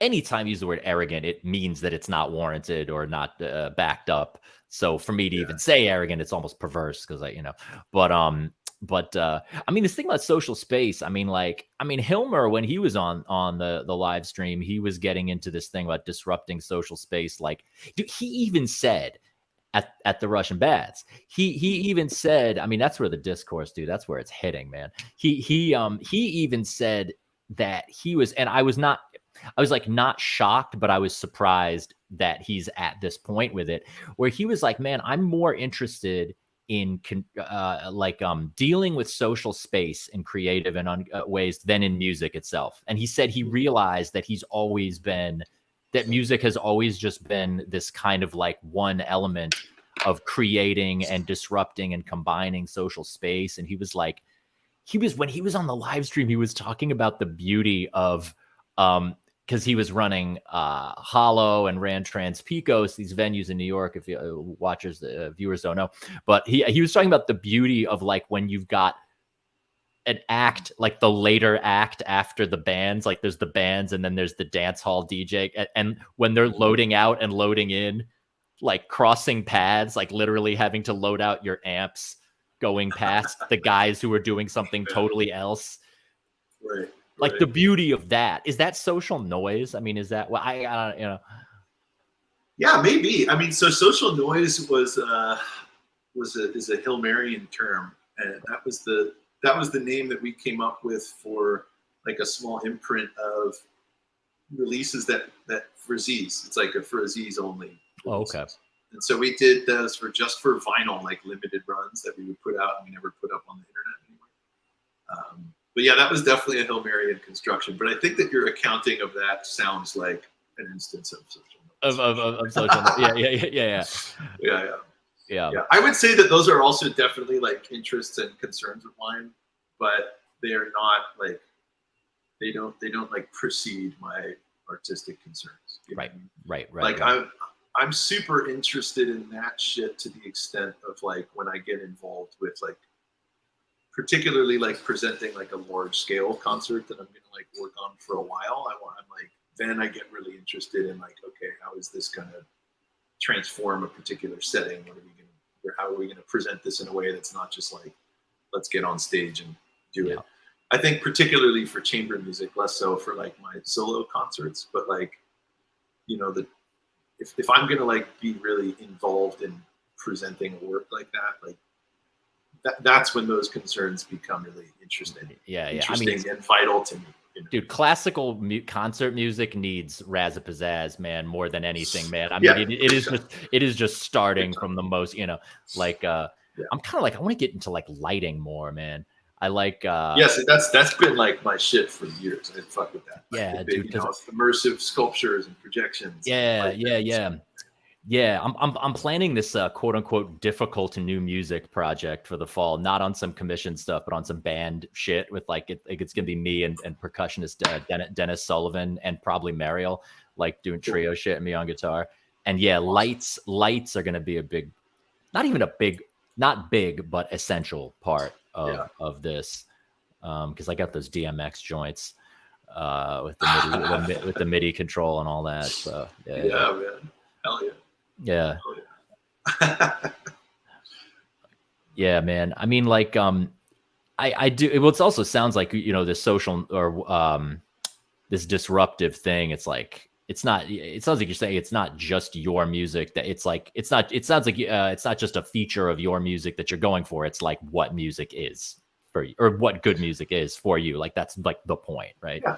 Yeah. I think for me, it's like, for me as an artist, I'm more trying to like, to foreground that as like a point of concern and as like a talking point, because I don't think that that's like a common talking point in like discourse around music or aesthetics nowadays at all.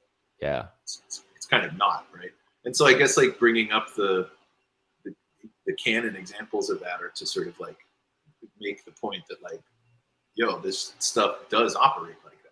Right. It's like what it's doing at its best and what it's always been doing at its best. So I think like my interest is in sort of repositioning, yeah, repositioning that into like into modern out music, you know, as like a concern, you know, and as itself like an aspect of the aesthetics, you know, and it gets back to like the first part of our conversation about like the string quartet. And so in a way, like my concern with like storytelling is also maybe even better articulated through this later point.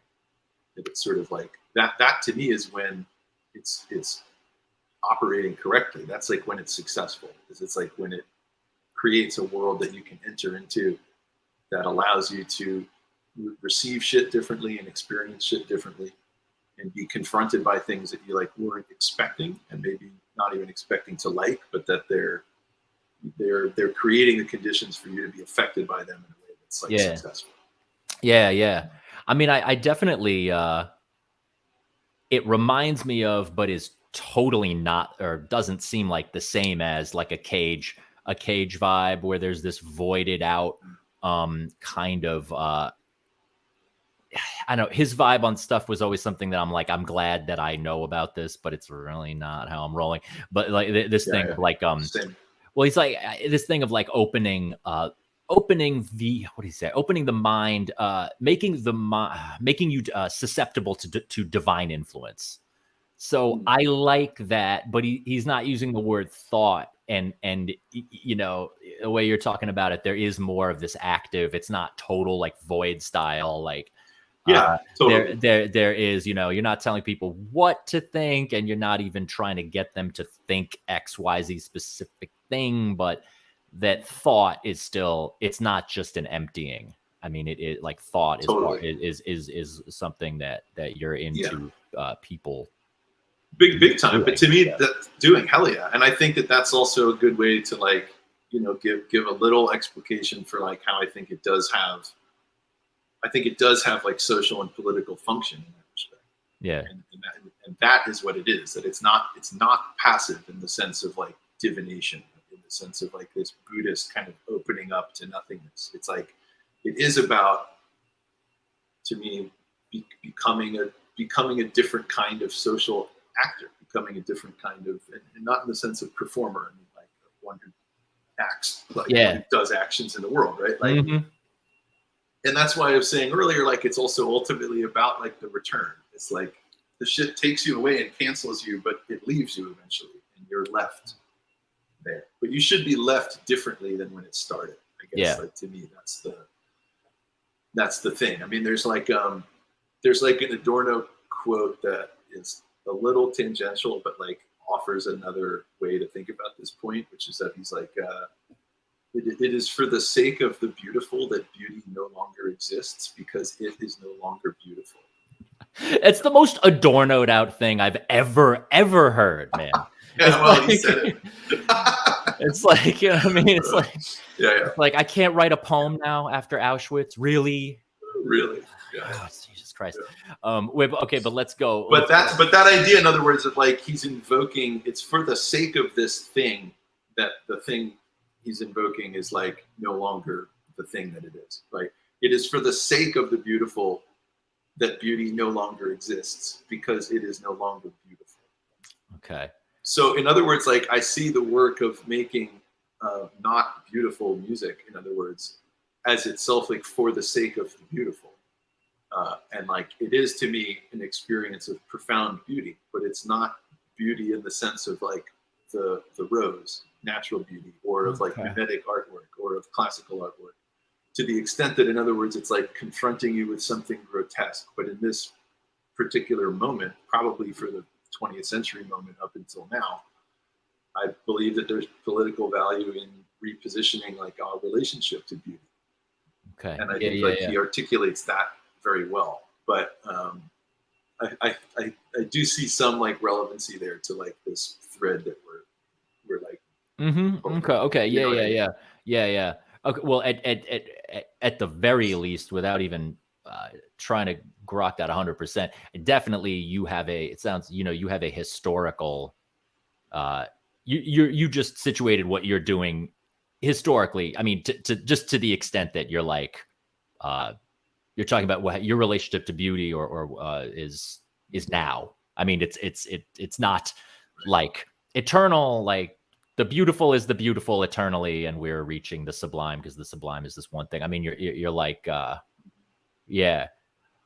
I got a question. Like, I mean, like classical art, mimetic art, or whatever. I mean, would you say so? Does that not do what you're saying with the sort of temporary autonomous zone or the plane of immanence or the disruptive opening up of the space to think differently and be differently? I mean, would you say the rose is not so much that, or? No, it does do that. What does not do that is work like that would be made now. You see what I mean? Yep. Okay. Yes. Yes.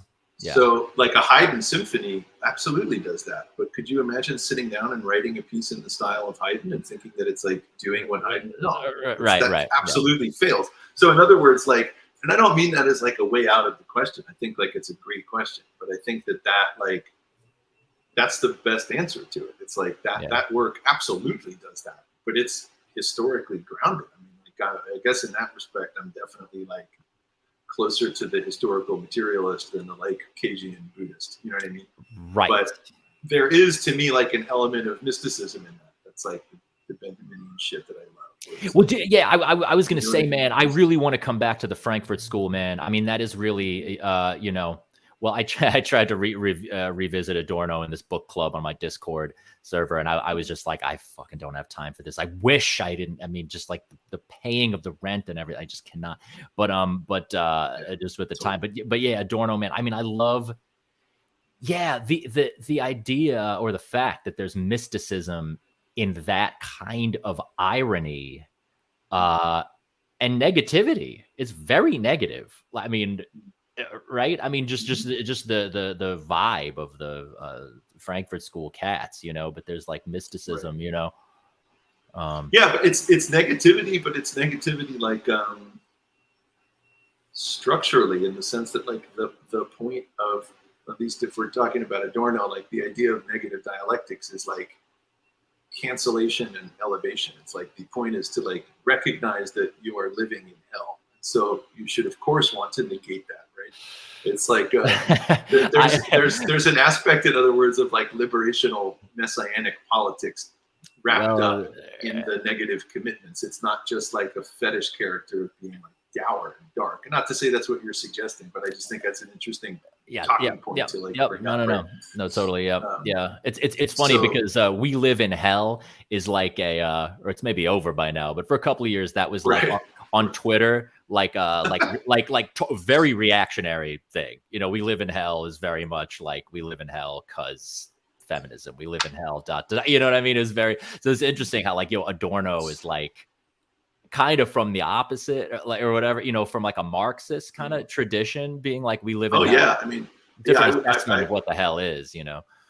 Yeah, I would definitely lean in that direction. I'm not familiar with that as like a Twitter sphere like neocon trope, but I think like the hell to me is like the post-industrial ruination of the world, like the late stages of capitalism, the fact that like the planet is destroyed, like that we have destroyed that which gives life to us and the rest of the world because of our like economic and industrial commitments, and like that's also like poisoned the best things about us as a spiritual species.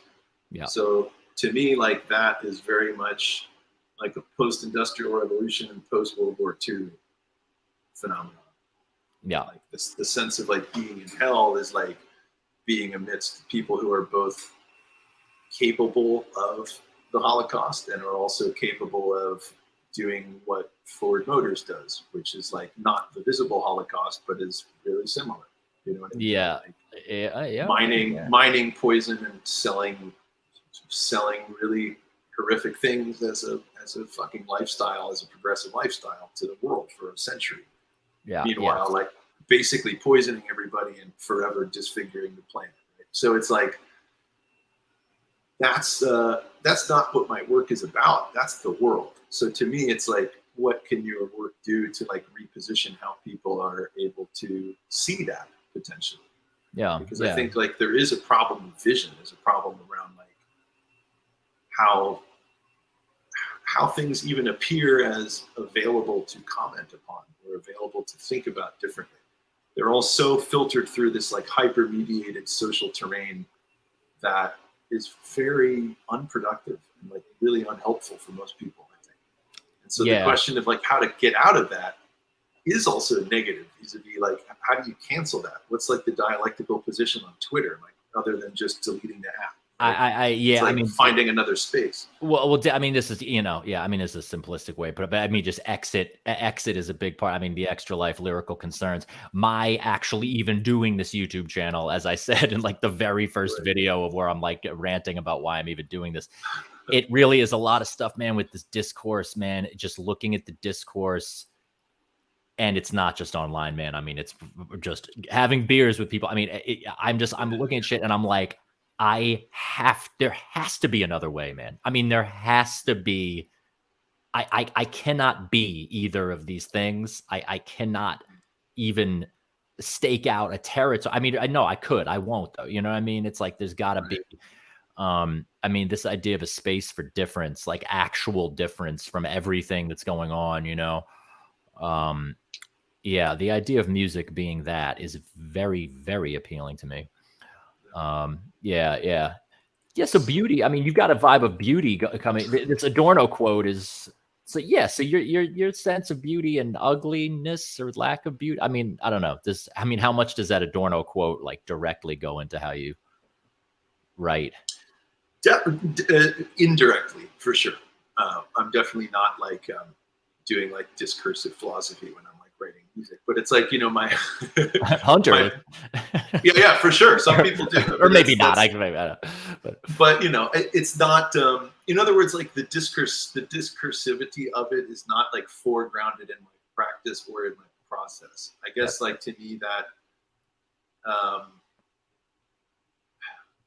also transitioning my life like out of theory into doing like full-time musical work in around like 2011. I like left grad school. You know, I was doing graduate studies in philosophy. And I didn't know that actually. I got like very far along in that and was going to be a philosopher. I mean, it was like my career path. You know? And by leaving that, and I got very far along. You know, I was like almost done. And it was like leaving that to do music felt to me about sort of like you were just saying earlier, like like looking for the space in which to do the kind of work I want to do. And I felt that work was in a way like philosophical work, but doing it in the philosophical realm or arena is not the correct arena for me. So like I have, in other words, like a lot of those things underpinning my whole like life as a musician, you know, but they're not like the substance of it. Okay. I guess if that makes sense. Yep. No, I feel it. It's funny actually, like, you know, thinking about being like a professional academic, the academicization of philosophy. I mean, it's like, I mean, I know like in the history of philosophy, a lot of these guys weren't, I mean, their day job was not philosophy. They're like gentlemen, like thinkers, right? I mean, wasn't like, right? I mean, it's like, well, yeah, yes and no. I mean, most of them were professors for sure. Is that really? Yeah. Someone was telling me Descartes was just like fucking like a hobbyist or something. Is that not true? I certainly wouldn't say hobbyist, but like, yeah, I mean, you're talking, of course, then about like a pretty different era, but like, that's yeah, I mean, he was doing mathematics, he was doing optics, he was doing science, he was doing philosophy. But the point is, like at that time, that's like a Weltanschauung, man. I mean, that's like a worldview. So doing philosophy was doing natural science, was doing doing politics. So yes. Like the historical dimension to all the shit makes those kinds of comparisons like difficult without being subtle. So it's like that kind of position in the world is not something that exists anymore. Right. Like the narrowing that you're talking about with academic philosophy is where we're at now, or even in the academy, you're like, I work on this particular problem in the philosophy of mind and language, and it bears on these 3 texts by John Searle and this one published essay, and that's my arena as a philosopher. Yeah. Well, my sense of philosophy is that it's a worldview. Right. should No, be yeah. contending Yes. with Yeah. It's like audiences. branding. I mean, it's like, yeah, so you can get up and publish it. I mean, if you have like Totally. a niche that no one else is doing. Yeah, I got a question for you. Do you ever find like on the topic of on that topic of specialization or like whatever, like it's a little related. I like do you do like when like artist statements and stuff like that? I mean, do you ever find like I've never read any artist statement or like grant application type thing that you've done, obviously, but it's kind of like I'm always struck by people being like, I'm interested in, and then it's like this thing about music where it's like they've got to say what their work is, quote unquote, like about. I mean, do you ever have issues with like where you're Oh like yeah, man. you're like feeling like you have to over determine what the shit is when really you'd rather say what you just said for the past 2 hours, like, you know what I mean, Yeah. instead of just like, 100%. Yeah. 100%. I hate doing those kind of statements. I very rarely do them. And like, I guess to me, that's also been like one of the challenges is that it's like, that's kind of what a lot of like professional circumstances like want from us, you know? Yeah. But for better or worse, I've like not done that. So I feel like my solution has been to be like, well, the music's going to be dope. So like we can take it or leave it. Yeah. I think like I've never been able to like underpin it as a thing that's like, this work is about this aspect of social liberation and this thing in music theory. Yeah. Here it is, and like put it on the stage. I just don't. Yeah. Derek's bringing it. Look at this in the comments. True thoughts. Yeah, I know. Yeah. Yeah, Derek is saying true thoughts are those which do not understand themselves. This is Adorno. Yeah, man. Yeah. Is that kind of like a vibe? Like, don't those Frankfurt School guys have sort of this vibe of like going deeper into the alienation in order to like Yeah.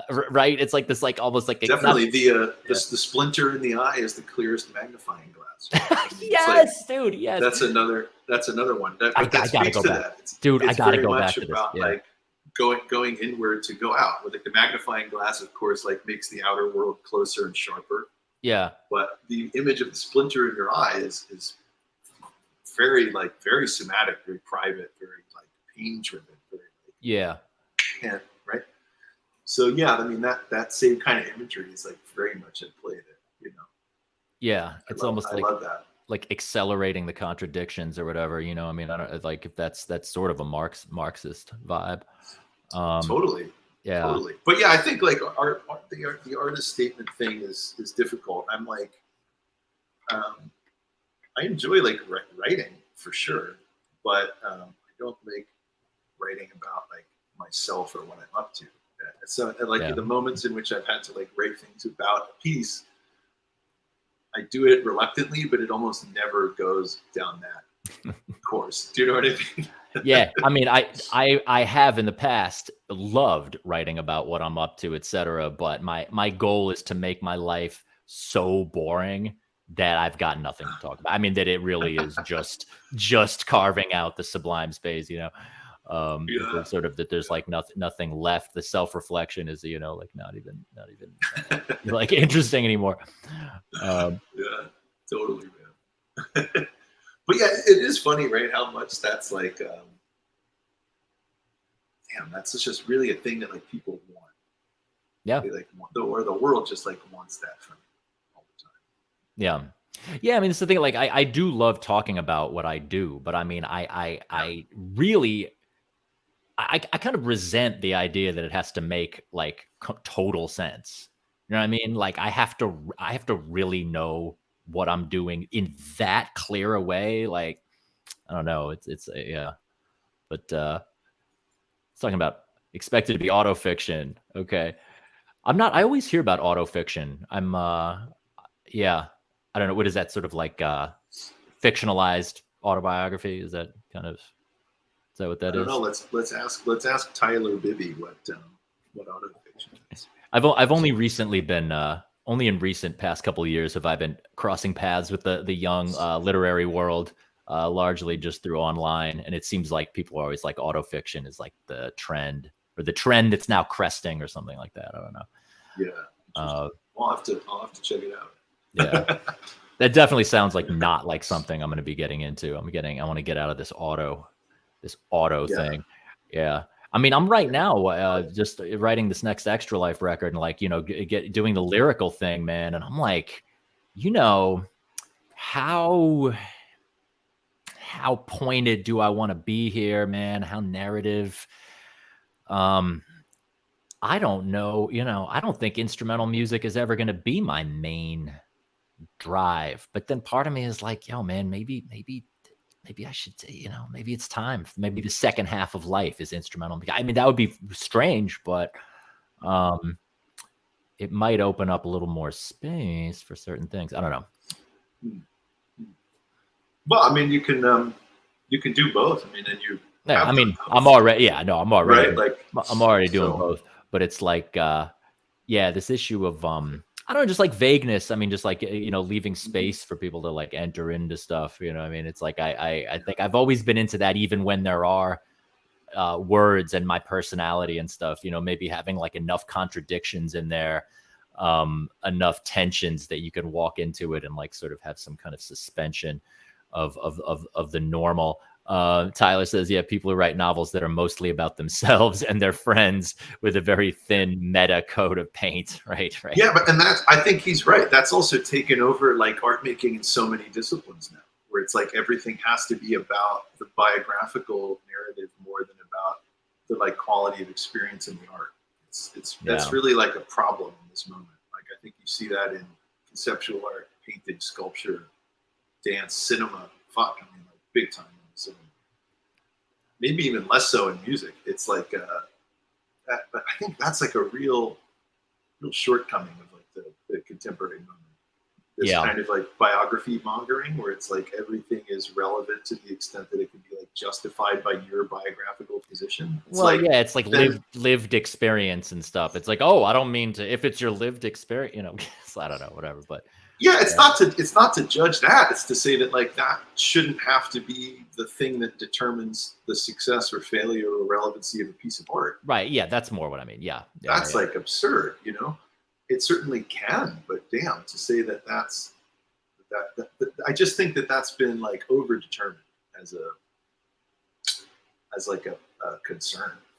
Well, I think it's because everything is so politicized now, but it's like, it's interesting because it's like you're talking about your stuff being really there's a political current that's like very central to your thing, but you have a very different vibe about it because it's like, I think the way politics goes down culturally, like it's like always, and this, I sound like a dick because I know that this should be part of things. Like, I'm not saying it shouldn't be part of things, but everything gets boiled down to like folks' stories, you know. It's like my story, like that's politics, you know what I mean? It's like rather than something that is opening up difference, you know, opening up like actual different ways of being, you know, rather than just like having your story like support some like pre-existing like moral imperative or narrative or something, you know.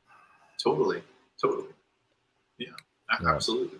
And I find like, of course, like biography can be really illuminating and really valuable, but it's like I don't want to like foreclose on the capacity to be like deeply moved by somebody's work by foregrounding their biography. I would rather be like really moved by like a Derek Walcott poem and then be like, oh, this guy was this deep like Caribbean activist. Sick. That changes the way that I understand his writing. But it's like, isn't it more profound that I could encounter one of his poems and just be knocked out by it, rather than getting the NPR quip?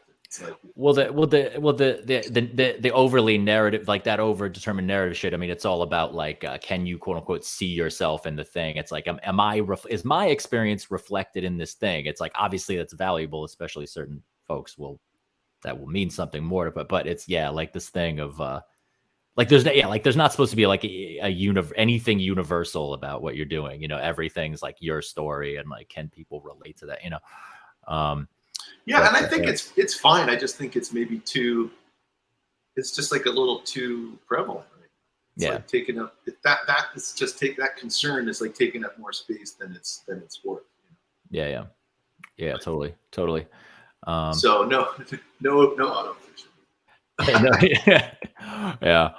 I'm kind of like, I don't know, man. I'm kind of like, I do the writing that I've done, I am very into. but I can't imagine really going down a thing of like, I'm a writer. I feel like once in a while I'll have something to write, but I wrote this thing on melisma, which you probably didn't see because that's just in a hard copy. It's in that what's it called?